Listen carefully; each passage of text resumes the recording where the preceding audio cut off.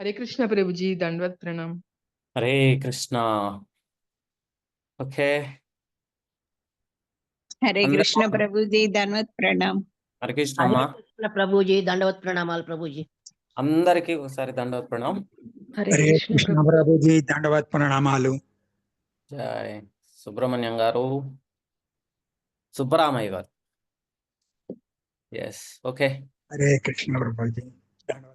ఓం అజ్ఞానతిమిరాంధస్య జ్ఞానాంజనశలాకాయ చక్షురున్మిళితం येन తస్మై శ్రీ గురువే నమః. నమో ఓం విష్ణుపదాయ కృష్ణప్రస్థాయ భూతులే శ్రీమతే జయపతాక స్వామి ఇతి నామ్నే నమాచార్య పదాయ నితాయ కృపదాయని గౌరవతాదామదాయ నగరగ్రామతాన్నే. ఓం విష్ణుపదాయ కృష్ణప్రస్థాయ భూతులే శ్రీమతే భక్తి వేదాంత స్వామి ఇతి నామ్నే. నమస్తే సారస్వతీ దేవి గౌరవాణి ప్రచారణే నిర్విశేష శూన్యవాది పాశ్చాత్య దేశతారిణి.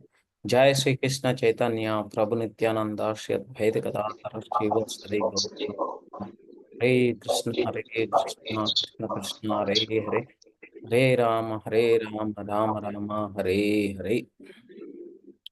मुखं करोति वाचालं पंगुं लङ्घयते गिरिं यत्कृपः तमस्मै श्रीगुरुं दीनतारिणीं परमानन्दमाधवं श्री चैतन्य ईश्वरं हरि ओम तस्सत्.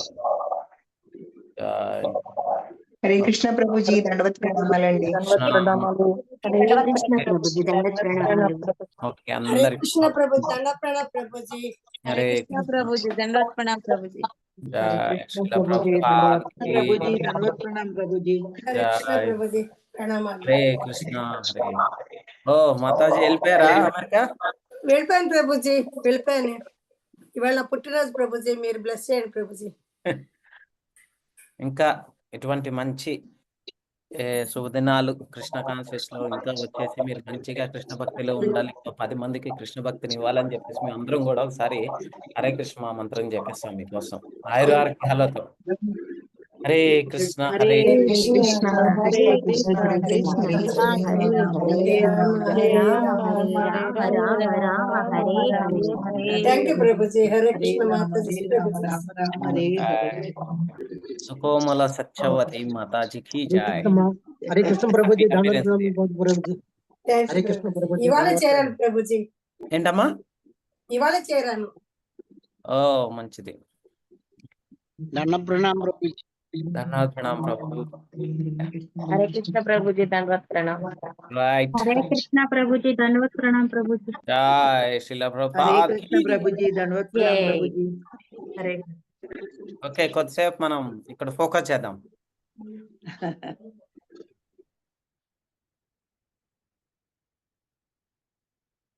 సో ఈరోజు చాలా మంచి వర్స్ అన్నమాట. సో నిన్నట్లాగానే యాక్చువల్గా మనం కృష్ణ భక్తిని ఏ విధంగా పొందాలి అని చెప్పేసి భగవద్గీతలో చాలా క్లియర్గా వివరించారనమాట. కృష్ణ పరమాత్ములు భగవద్గీతలో చెప్పారు మన కోసమే. కంగారు పడద్దు నాయన, మీరు ఇంత ఈజీ అంటే ఏం చెప్తున్నాడు? ఓకే 15 భక్తిని భగవద్గీత ద్వారా అంటే భగవద్గీతలో నేర్చుకోవచ్చు అనమాట మనం భక్తిని ఎలా చేయాలని చెప్పేసి. సో అదే ఇక్కడికి చెప్తున్నారు మనకి. ఏం చెప్తున్నారు భగవంతుడు? ఏం చెప్తున్నాడంటే ఈ మార్గమునందున్న వారు స్థిరమైన బుద్ధితో ఒకే లక్ష్యమును కలిగి యుందురు. ఓ కురునందన, స్థిర నిశ్చయము లేని వారి బుద్ధి అనేక విధములుగా నుండును. దాన్ని ఏమని చెప్తున్నారు? వ్యవసాయాత్మక బుద్ధి ఏక ఏ కురునందన బహుశాఖ అనంతస్య బుద్ధయో వ్యవసాయినాం. ఏం చెప్తున్నాడు? వ్యవసాయాత్మక బుద్ధిర్ ఏకేహ కురునందన బాహుసఖాహి అనంతస్య బుద్ధయో వ్యవసాయినాం.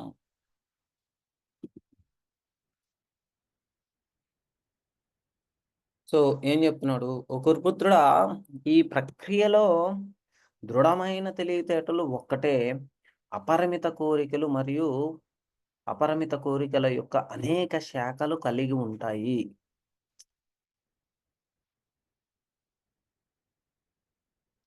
ప్రక్రియలో దృఢమైన తెలివితేటలు ఒక్కటే. కాకపోతే కోరికలు మరియు అపరిమితమైన కోరికలు, అపరిమిత కోరికల యొక్క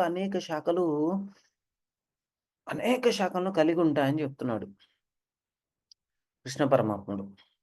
శ్రద్ధా శబ్దే విశ్వాస కహే సుదృఢ నిశ్చయం కృష్ణయే భక్తి కోయిలే సర్వకర్మకృత కోయ్. అంటే శ్రద్ధ అనగా ఉదాత్తమైన ఒక విషయం నందు నిశ్చల విశ్వాసము. మానవుడు కృష్ణ చైతన్య కార్యములందు నెలకొని ఉన్నప్పుడు వంశాచారములు గాని, సంఘాచారములు గాని, లేక దేహాచారములు గాని లోబడి కర్మను అవసరము లేదని చెప్తున్నాడు. అయితే మనకి ఈ శ్లోకంలో భగవంతుడు నిష్కామ కర్మల వైపు మళ్ళిన తెలివితేటలు మరియు కామ్య కర్మ వైపు నిర్దేశించిన తెలివితేటలను వేరు చేస్తున్నారు. వేదాలు అంటే అంటే వేదాలు భగవంతుని ఆరాధనగా నిష్కామ కర్మచే శుద్ధి చేయబడిన స్పృహ నిష్కపటమైన ధ్యానము ద్వారా ఆత్మ యొక్క నిజమైన స్వరూపాన్ని గ్రహిస్తాడని తెలివితేటలు. దాన్నే వ్యవసాయాత్మక బుద్ధి దృఢంగా నిర్ణయిస్తాయి కూడా.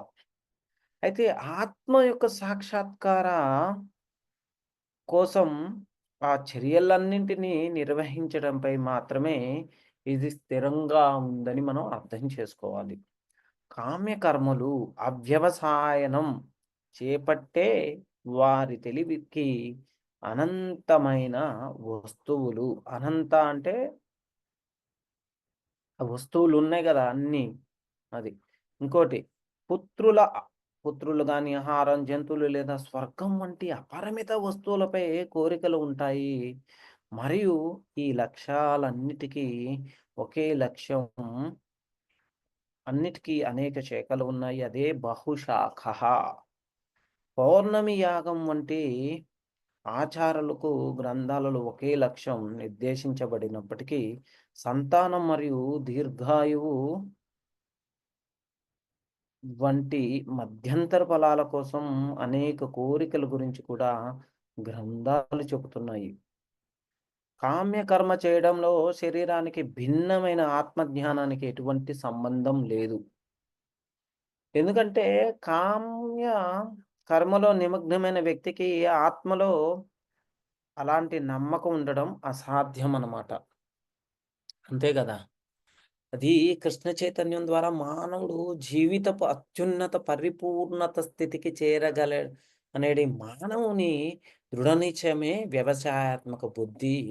మనం అర్థం చేసుకోవాలి. శ్రీ చైతన్య చరితామృతంలో అదే చెప్పారు. మనం చెప్పుకున్నాం శ్రద్ధా శబ్దే అంటే కామ్యకర్మలు మానవుని పూర్వజన్మనందలి మంచి చెడుల ఫలితములను అనుసరించి చేయునట్టువి. హృదయం నందు కృష్ణ చైతన్యం జాగృతమైన వాడు తన కార్యములందు సత్ఫలితముల కొరకై యత్నింపనవసరము లేదు. అతడు కృష్ణ చైతన్యమును స్థితుడైనంతటనే కార్యకలాపాలన్నీ కూడా గుణాతీత స్థితికి చెందినవి కాగలవు. అది మనం అర్థం చేసుకోవాలి ఇక్కడ. సో ఇప్పుడు చెప్పండిగా ఏం అర్థం చేసుకున్నారు?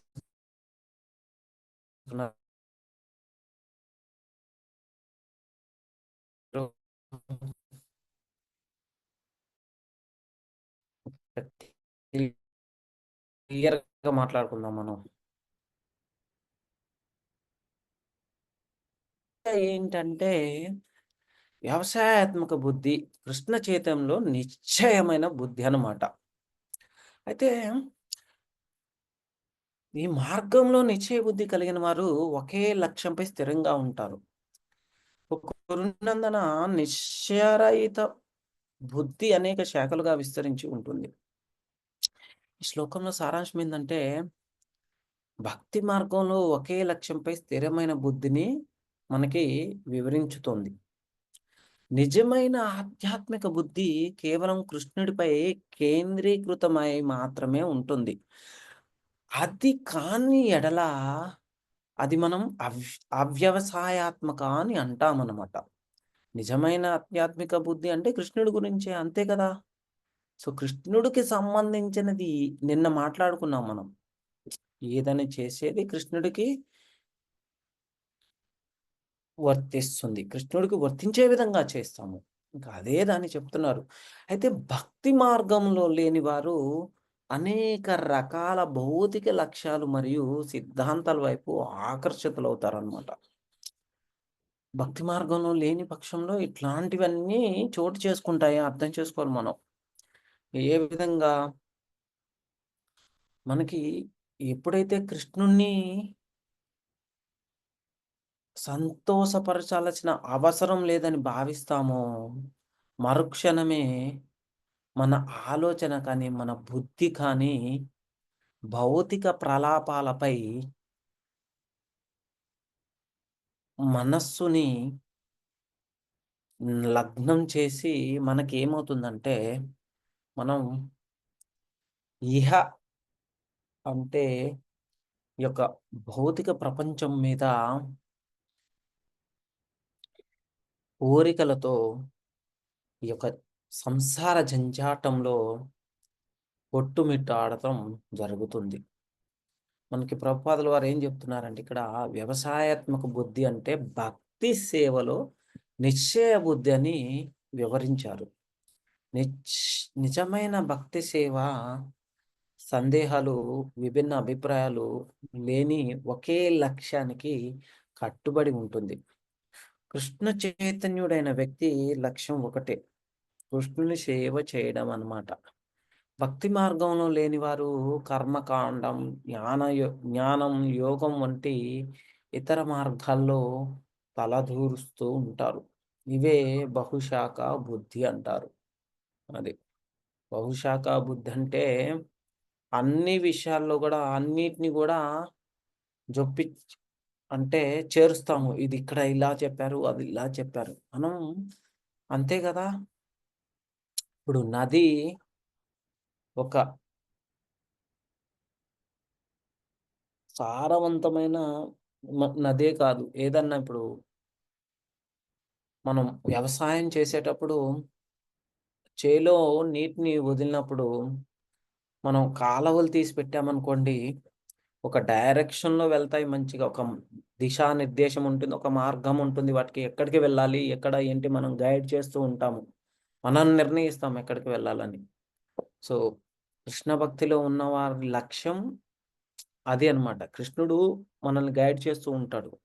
లేని పక్షంలో ఏమవుతుందంటే, ఈ కాలువలు లేనటువంటి జస్ట్ నార్మల్గా ఓపెన్గా ఉంటుంది ల్యాండ్, ఆ భూమి, దాంట్లో నీళ్లు వదిలినప్పుడు అన్నీ కూడా ఒక చోట వెళ్ళమన్నమాట. ఒక చోటకి వెళ్ళినప్పుడు ఏమవుతుందంటే, సో ఆ ప్రదేశంలో మంచిగా నీళ్లు పడతాయి. మళ్ళీ మిగతా ప్రదేశంలో, నీళ్లు పట్టని ప్రదేశంలో మనం డైవర్ట్ చేస్తూ మంచిగా పొలాన్ని అంతటికి పట్టే విధంగా చేస్తాము. ఇక్కడ వదిలిపెట్టినప్పుడు ఏమవుతుందంటే, ఇవి పలు దారుల్లో వెళ్ళటం జరుగుతుంది. ఎక్కడా కూడా నిశ్చయంగా ఆ నీరనేది ప్రవహించదు. దాని ద్వారా ఏమవుతుందంటే, మనం చేసేటువంటి పనులు టైం పట్టవచ్చు. ఒకే చోట ఇంకా నీళ్లు, అది అర్థమైంది కదా. సో మనం భక్తి మార్గంలో ఒక లక్ష్యాన్ని అనేది పెట్టుకోవటం జరుగుతుంది. దేనికైనా లక్ష్యం లేకపోతే ఏమవుతుందంటే, అన్ని వైపులు కూడా ఆకర్షించబడతాము. అయితే ప్రాథమిక స్థాయిలో ధ్యానం అనే శాఖలుగా విస్తరించి ఉంటుంది. కానీ కృష్ణ చైతన్యంలోకి వచ్చినప్పుడు అంతా కృష్ణుని చుట్టూ తిరుగుతూ ఉంటుందని చెప్పేసి ప్రభుపాదులు వారు చెప్పడం జరిగింది మనకి ఇక్కడ. అయితే భక్తిలో నిశ్చయ బుద్ధి అనేది చాలా ప్రాముఖ్యతమైనది. ఆధ్యాత్మిక విజయానికి నిశ్చయ బుద్ధి, ఏకాగ్రత అవసరం. మనకి ఈ శ్లోకంలో సాధనలో స్థిరత అవసరమని చెప్పబడుతుంది. అస్థికత, నిశ్చయ బుద్ధి అనేవి ఆధ్యాత్మిక అభివృద్ధికి పునాదులు. కృష్ణుడు తన భక్తుల నిశ్చయ భక్తిని ఎంతో ప్రేమతో అంగీకరిస్తారు. అర్థమైంది కదా? మళ్ళీ చెప్తాను, ఈ 4 పాయింట్స్ అర్థం చేసుకోండి మీరు. ఆధ్యాత్మిక విజయానికి నిశ్చయ బుద్ధి, ఏకాగ్రత అవసరం. మరియు సాధనలో స్థిరత్వం అవసరం. స్థిరమైన సాధన చేయాలి. అస్థికత, నిశ్చయ బుద్ధి అనేవి ఆధ్యాత్మిక అభివృద్ధికి పునాది. అయితే ఎప్పుడైతే మనం కృష్ణుని యందు నిశ్చల భక్తిని కలిగి ఉంటామో, ఆయన తిరిగి ఎంతో ప్రేమతో మనల్ని అంగీకరిస్తారు. అయితే ఇవి జీవితంలో ఏ విధంగా మనం అన్వయించుకోవాలి అని చెప్పేసి ఆలోచించాలి. ఆధ్యాత్మిక జీవనంలో భౌతిక కోరికలతో లేదా భిన్న సిద్ధాంతాలతో ప్రభావితం అవ్వకూడదు మనం. అర్థమైందా? ఆధ్యాత్మిక జీవనంలో భౌతిక కోరికలతో లేదా భిన్న సిద్ధాంతాలతో ప్రభావితం అవ్వకూడదు. జీవితం యొక్క కేంద్రంగా కృష్ణ చైతన్యాన్ని మనం ఎంచుకోవాలి. అంటే మన యొక్క ఈ యొక్క జీవనానికి, ఈ యొక్క దేహానికి అతి ముఖ్యమైనది కృష్ణుడే పరమావధానంగా మనం ఎంచుకోవాలి. నిత్యం సాధన చేస్తూ స్థిరంగా ఉండాలి. జపం, పఠనం, సేవనం, హరినామ జపనం. ఓకే. అండ్ కృష్ణుని గురించి శాస్త్రాల్లో వివరించిన విధంగా, అంటే భగవద్గీత, భాగవతం, శ్రీమద్ భాగవతం, శ్రీ చైతన్య చరితామృతము ఇవి చేస్తూ భగవంతునికి సేవ చేస్తూ స్థిరంగా మనల్ని మనం ఎప్పుడు కూడా భక్తి మార్గంలో ముందుకు వెళ్ళే విధంగా ప్రేరేపించాలి. మనం గురువు చెప్పినవి వాక్యాలు కానీ, ఆచార్యులు చెప్పిన వ్యాఖ్యానాలు వింటూ ఆ యొక్క వ్యాఖ్యానాలను అనుసరించి మన భక్తి మార్గాన్ని మనం ఇంకా ముందుకు తీసుకువెళ్ళాలి. శాస్త్రాలు మరియు గురువు సూచించిన మార్గాన్ని అనుసరించిన వారి యొక్క జీవనం పూల పాన్పు వంటిది. అర్థమైందా? ఎటువంటి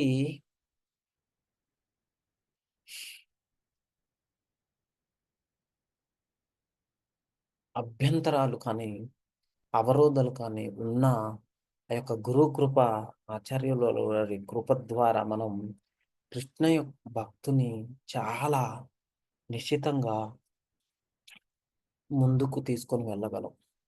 అర్జునుడు స్వయంగా ఈ బుద్ధికి ప్రతీక మనం అర్థం చేసుకోవాలి. ఉదాహరణ చూడండి, అతను కృష్ణుని శాసనాన్ని అంగీకరించిన తరువాత దృఢ నిశ్చయంతో, నిశ్చల బుద్ధితో, ఏకాగ్రతతో కృష్ణ పరమాత్మ ఏదైతే చెప్పారో దానిని అనుసరించి, దానిని తప్పకుండా పాటించి తన యొక్క జీవన సాఫల్యాన్ని పొందటం జరిగింది. మనం చూసుకుంటే శ్రీల ప్రభుపాదులు వారి జీవితం కృష్ణ చైతన్యాన్ని బోధించడంలో నిశ్చల సంకల్పానికి జీవాత్మక ఉదాహరణ అని మనం అర్థం చేసుకోవాలి. సో అయితే అందుకే మనం సతతం కీర్తయంతో మాం యతంతశ్చ దృఢవ్రత, నిజమైన భక్తులు ఎప్పుడు కూడా కృష్ణనామాన్ని జపిస్తూ దృఢ సంకల్పంతో ఉంటారు. అర్థమైంది కదా? ఎవరికైనా కృష్ణుని గురించి ఎల్లప్పుడూ ఆలోచించే శక్తి ఉన్నదంటే ఆ భక్తుడు ఖచ్చితంగా మోక్షాన్ని పొందుతాడు, ముక్తిని.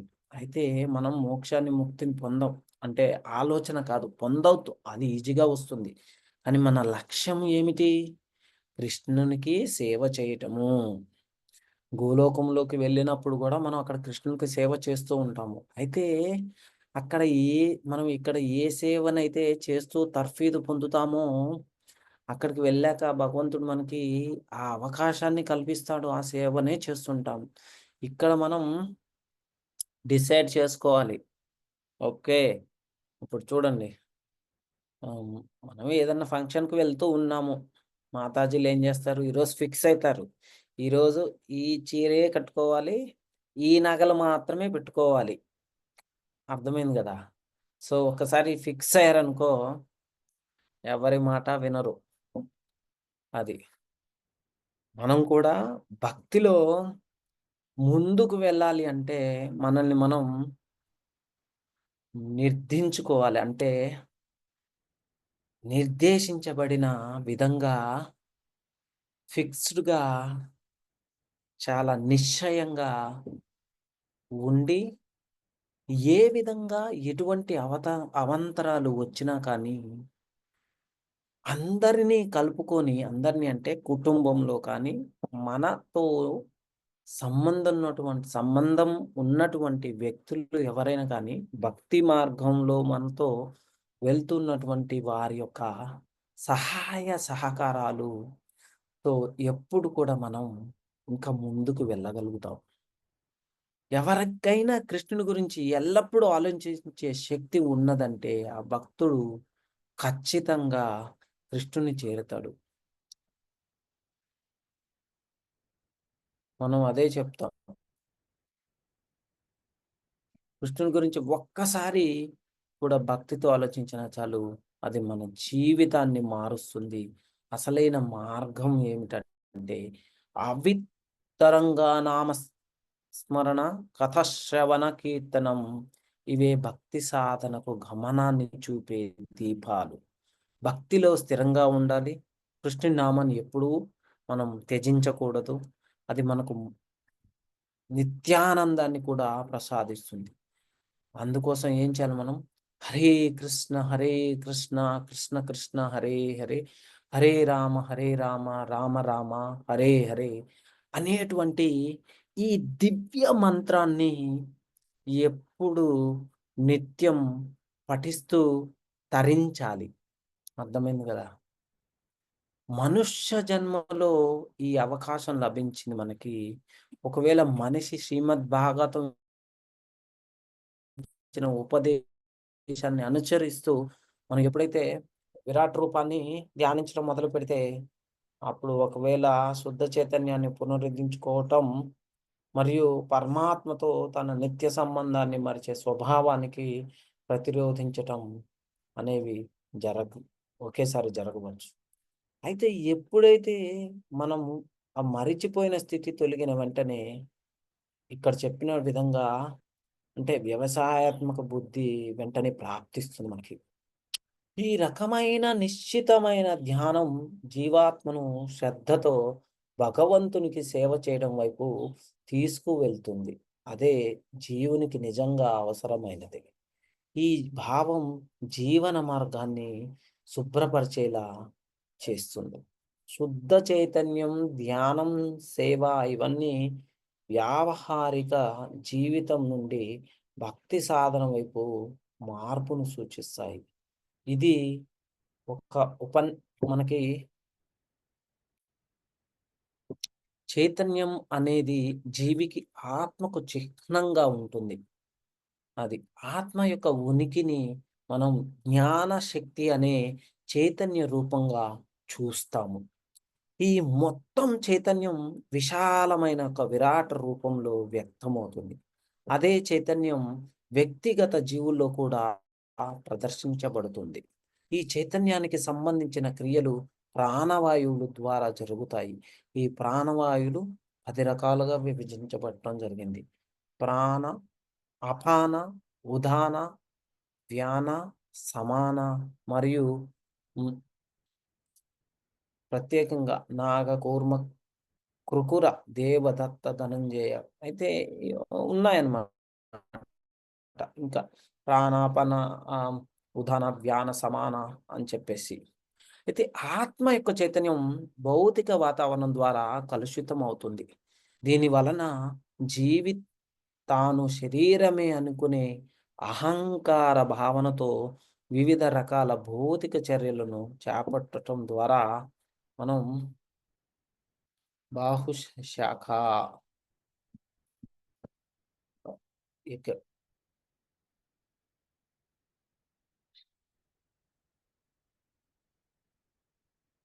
అనంతస్య బుద్ధయో వ్యవసాయినాం అంటే నిశ్చయ బుద్ధి లేని వారి బుద్ధి అనేక శాఖలుగా విస్తరించుతుంది. ఇదేమి సూచిస్తుందంటే కలుషితమైన చైతన్యంలో జీవి అయోమయానికి లోనవుతూ చిన్న చిన్న భిన్నమైన పనుల్లో తలమునకలు అవుతాడు. అయితే శుద్ధ చైతన్యంలో ఉన్నప్పుడు ఒక్కటే పని ఉంటుంది, అదే కృష్ణ సేవ. ఇలా వ్యక్తిగత ఆత్మ యొక్క చైతన్యం పరమాత్మ యొక్క చైతన్యంలో పూర్ణ ఏకత్వాన్ని సాధించటం జరుగుతుంది. అది ఒకటే అఖండమైన కార్యం అవుతుంది, శుద్ధ భగవత్ సేవ. చైతన్యం అనేది మన జీవితంలో ఆధ్యాత్మిక శక్తి. ఆ శక్తిని కృష్ణుని సేవకు సమర్పించినప్పుడు జీవి తన అసలు స్వరూపాన్ని తెలుసుకుంటాడు. అయోమయం, అహంకారం, బహుశాఖల బుద్ధి ఇవన్నీ తొలగిపోయి జీవి ఒక్కటే పని చేస్తాడు, అదే శ్రద్ధతో భగవంతునికి నిత్య సేవ. ఇది మనల్ని సృష్టిస్తుంది. ఈ ఒక ధ్యానధార అంటే లేదా ఉపన్యాస భాగంగా మనం వివరించుకోవచ్చు దీన్ని. అయితే చైతన్యం అనేది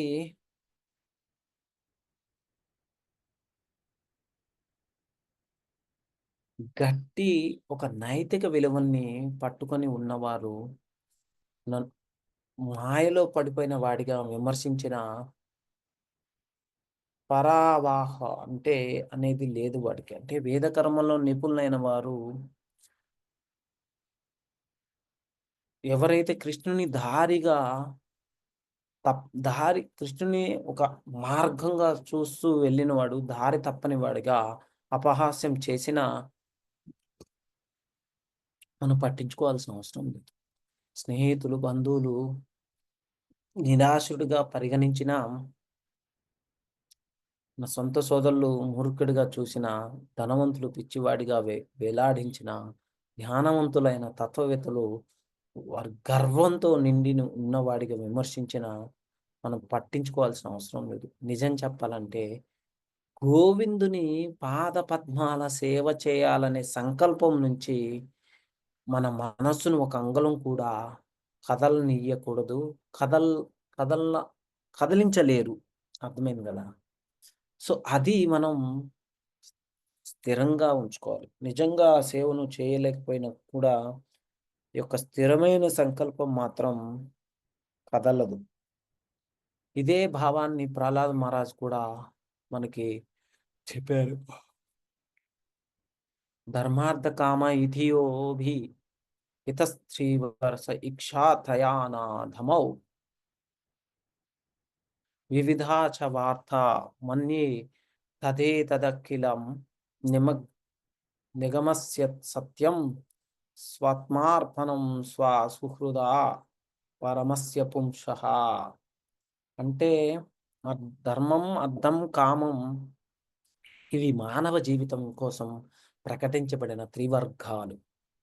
ఈ క్రమంలో త్రయా విద్య అంటే ఈ యొక్క వేద జ్ఞానం, నయధమ, నీతి శాస్త్రం మరియు వివిధ వృత్తులు, ఆర్థిక రాజకీయ విధానాలు ఇవన్నీ జీవనోపాధి మార్గాలుగా ఉన్నాయి. కానీ మనం భావించేది ఏమిటి? ఈ విద్యా వ్యవస్థలు తాత్కాలికమైనవే. అలాంటివన్నింటికన్నా ఉత్తమమైనది పరమాత్మ అయిన శ్రీ విష్ణుకి శరణాగతిగా మారడమే. అదే నిజమైన లాభం, నిజమైన సత్యం. ఇవి అన్ని విషయాలు భగవద్గీతలో మనకి వివరించడం జరిగింది. వ్యవసాయాత్మక బుద్ధి అంటే అఖండమైన నిశ్చయ బుద్ధి, అదే పరిపూర్ణతకు మార్గము.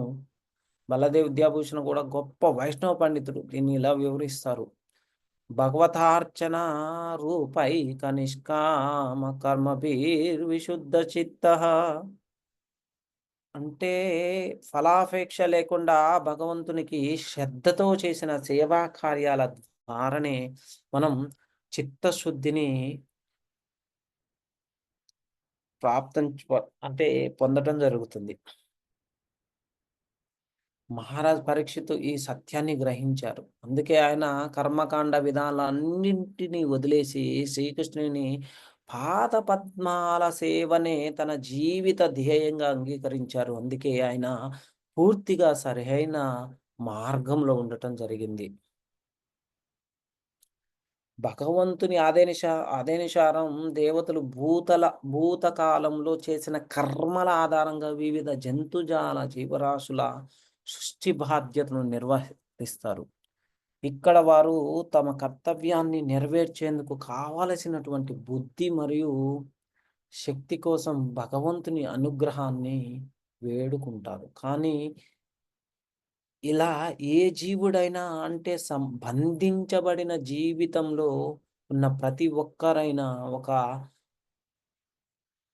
గురువు అంటే ఆధ్యాత్మిక ఆచార్యుని నేతృత్వంలో భగవంతుని సేవలో నిమగ్నం కావటం అనేది చాలా ముఖ్యమైనది. ఎప్పుడైతే దాన్ని మనం అవలంబించటం జరుగుతుందో దాని ఫలితంగా లాంటి వ్యక్తి క్రమంగా భౌతిక బంధనాల నుండి విముక్తి పొందుతాడు.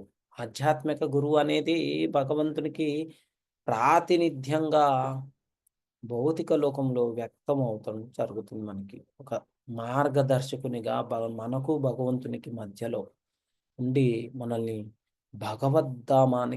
భగవంతునికి పరిచయం చేయడం జరుగుతుంది. ఒకవేళ ఎవరైనా గురువు యొక్క సూచనల ప్రకారం జీవించి ఆయన ఉపదేశాలను అనుసరిస్తూ పనిచేస్తే ఆ వ్యక్తి బుద్ధి యోగం ప్రకారం నడుచుతున్న వాడిగా పరిగణిస్తాం మనం.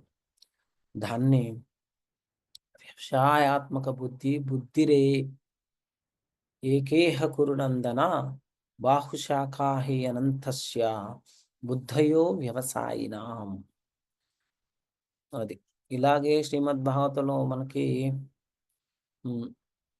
చెప్పటం కూడా జరిగింది. మనకి ఏం చెప్తున్నాడు? చైతన్యం అనేది జీవి లేదా ఆత్మ యొక్క లక్షణం. ఆత్మ యొక్క ఉనికి జ్ఞానశక్తి అనే రూపంలో వ్యక్తమవుతుంది. ఈ సర్వాంశ చైతన్యం అనేది ఇందాక మాట్లాడుకున్నట్టు మనం ఏం చెప్పుకున్నాం? విరాట రూపం అనేది ఒక మాత్ర రూపంలో ఉంటుంది. ఇదే చైతన్యం వ్యక్తిగత జీవుల్లో కూడా ప్రత్యక్షమవుతుంది. అర్థమైంది కదా? చైతన్యం అనేది సాత్వులు అంటే వైష్ణవ భక్తులు మాత్రం అంగీకరించిన ఒక నమ్మకం. మనం ఎప్పుడైతే ఈ లక్ష్యాన్ని చేరాలని అనుకుంటామో ఈ నమ్మకం అనేది మనకి ఉపయోగపడుతుంది. అంబేద్కర్ గారు చెప్తున్నాడు భగవంతుడు, సర్వధర్మాన్ పరిత్యజ్య మామేకం శరణం వ్రజ. అంటే నీ అన్ని ధర్మాలను విడిచిపెట్టి నన్ను ఒక్కడినే శరణు తీసుకో. అర్జునుని వంటి వ్యక్తిగత చైతన్యం పరమాత్మ యొక్క చైతన్యంతో ఏకత్వం చెందేలా సూచించబడుతుంది. అలా చేయడం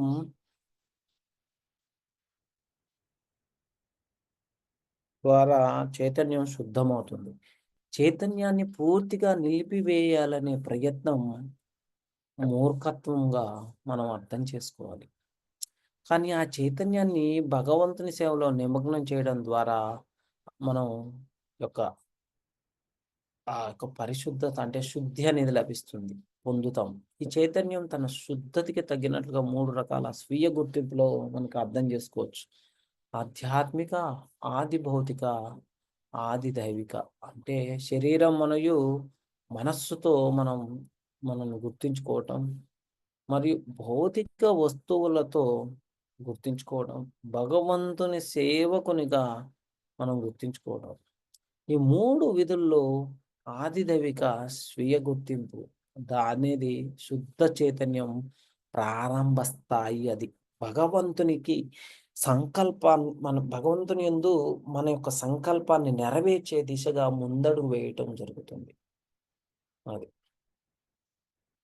అయితే ఈ యొక్క కామ్య కర్మలు మానవుని పూర్వజన్మను నందలి మంచి చెడుల ఫలితములను అనుసరించి చేయునట్టివి. హృదయం నందు కృష్ణ చైతన్యము జాగృతమైన వాడు తన కార్యములందు సత్ఫలితముల కొరకై యత్నింప అవసరము లేదనమాట. అతడు కృష్ణ చైతన్యము స్థితుడైనంతటచే కార్యకలాపములు అన్నీ కూడా గుణాతీత స్థితికి చెందినవి కాగలవు. మంచి చెడులను ద్వంద్వములచే అవి ప్రభావితములు చేయి కాకపోవటయే మనం కారణం అన్నమాట. ఎప్పుడైతే జీవితపు భౌతిక భావనను సంపూర్ణంగా త్యాగము చేయుట ఎనున్నది కృష్ణ చైతన్య పరిపూర్ణ స్థితి అని అర్థం చేసుకుంటాము. కృష్ణ చైతన్యం నందు క్రమమైన పురోగతి ద్వారా అట్టి స్థితి సహజంగానే మనకి లభించడం జరుగుతుంది. కృష్ణ చైతన్యవంతుడైన మానవుని స్థిర ప్రయోజనము అతని జ్ఞానము పైన ఆధారపడిను. వాసుదేవ సర్వమితి సా మహాత్మ సుదుర్లభ భగవద్గీతలో చెప్తున్నారు. అయితే సర్వ వ్యక్త కారణములకు వాసుదేవుడు లేక శ్రీకృష్ణుడే మూల కారణమని పూర్తిగా ఎరిగినటువంటి వ్యక్తి కృష్ణ చైతన్యవంతుడై మహాత్ముడుగా మిక్కిలి అరుదుగా నుండును. ఎప్పుడైతే వృక్షపు మూలాలకు మనం నీరు పోయిటచే మానవుడు ఆ ప్రయత్నముగానే దాన్ని పత్రములను శాఖలను నీరు అందించినట్లుగా అట్లే కృష్ణ చైతన్యమును కర్మ చేయుట ద్వారా మానవుడు తన కుటుంబమునకు సంఘమునకు దేశమునకు మానవాళి సమస్తమునకు అత్యుత్తమ సేవ చేసిన వాడు. అర్థమైందా? అట్టి కృష్ణ చైతన్యవంతమైన సేవ శ్రీకృష్ణుని ప్రామాణిక ప్రతినిధి అయిన ఆధ్యాత్మిక ఆచార్యుని నిర్దేశానుసారం మాత్రం ప్రసాదం అవుతుంది మనకి. యశ ప్రసాదాత్ భగవత్ ప్రసాదో యశ ప్రసాదాన్ నాగతి కుతోపి ధ్యాయస్తు వాం సస్య యశస్వి సాంధ్యాం వందే గురు శ్రీ చరణారవిందం. ఆధ్యాత్మికాచార్యుడిని సంతృప్తి చెందుట ద్వారా దేవాదేవుడు కూడా సంతృప్తి చెందును. ఆధ్యాత్మికాచార్యుని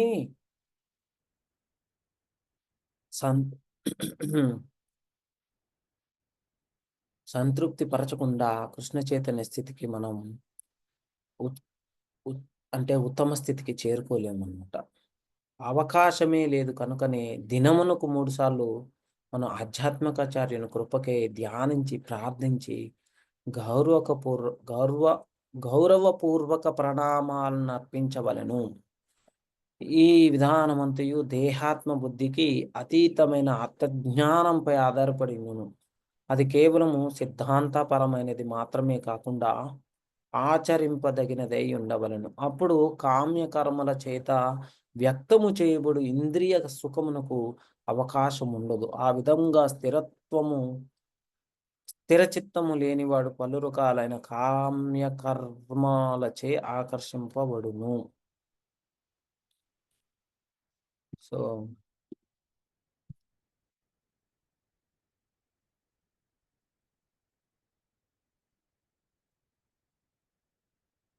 అయితే వ్యవసాయాత్మక బుద్ధి అనేది కేవలం కృష్ణునిపై స్థిరమైన భక్తి మనం అర్థం చేసుకోవాలి. భావశాఖ బుద్ధి అంటే మనస్సు విడిపోయిన పరిస్థితి అని. ప్రభుపాదుల మార్గాన్ని అనుసరించి జీవితాన్ని ఒకే లక్ష్యంగా అంకితం చేయాలి మనం. అర్థమైంది కదా? ఆధ్యాత్మిక పయనానికి ప్రారంభశిల వంటిది ఈ శ్లోకం మనకి. విభిన్న యోగాలు తత్వశాస్త్రాలు మనస్సును చంచలంగా చేస్తాయి, కానీ కృష్ణ చైతన్యంలో మనస్సు స్థిరంగా ఉంటుంది. అది ఓన్లీ కృష్ణ చైతన్యం ద్వారా మాత్రమే అవుతుందని మనకి ప్రభుపాదులు వారు చెప్పడం జరిగింది. సో ఎవరైతే దీన్ని అర్థం చేసుకుంటారో వారు నిజంగా చాలా ఉన్నత స్థితికి చేరుకోవటం జరుగుతుంది. ఎప్పుడైతే మనకి కృష్ణుడు మనం కృష్ణుడితో నిమగ్నం అంటే కృష్ణ భక్తిలో ఉంటామో మనకు కావాల్సిన అన్ని కూడా ఆయనే చూసుకుంటారు. మనకి ఎప్పుడు ఏది కావాలో అవన్నీ కృష్ణుడు ప్రసాదించడం జరుగుతుంది మనకి. అర్థమైందా? సో ఆయన అదే చెప్తున్నారు, అనన్యాశ్చింతయంతో మాం. మనం లాస్ట్ టైం కూడా మాట్లాడుకున్నాం కదా, నా భక్తులు ఎవరైతే నా యందు నిమగ్నమై ఉంటారో వారికి ఏదైతే లేదో అది నేను ఇస్తాను అని చెప్తున్నాడు భగవంతుడు. సో మనకి ఏది ఎప్పుడు కావాలనో ఆయనకు తెలుసు, ఆయన ఇస్తారు దాన్ని బట్టి. కాకపోతే మనకి ఓపిక లేకపోతే దానికి బాధ్యులం ఎవరో, మనమా కృష్ణుడా? మనమే కదా. ఆ ఓపిక అనేది మనలో పెంచుకోవాలి మనం, అది అర్థం చేసుకోవాలి మనం. ఓకేనండి. హరే కృష్ణ కృష్ణ కృష్ణ హరే హరే, హరే రామ రామ రామ హరే హరే. వాంఛా కల్పతరుభ్యశ్చ కృపా సింధుభ్య ఏవ చ పతితానాం పావనేభ్యో వైష్ణవేభ్యో నమో నమః. అనంత కోటి వైష్ణవ వృందకి, శ్రీల ప్రభుపాదకి.